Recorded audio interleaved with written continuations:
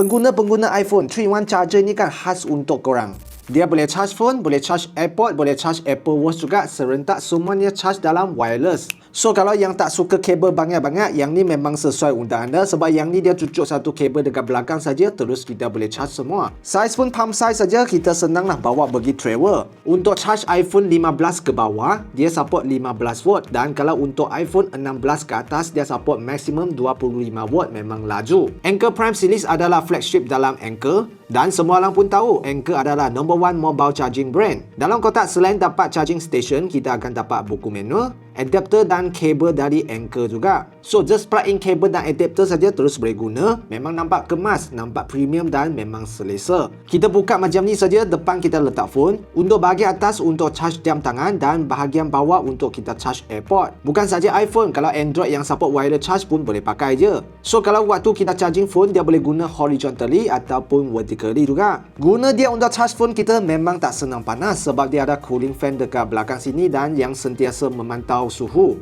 Barang dari Anker memang menjaga kualiti dan user experience. So sesiapa yang berminat boleh order sekarang, boleh pilihlah warna grey ni ataupun warna putih. Kalau ada soalan, komen di ruang komen.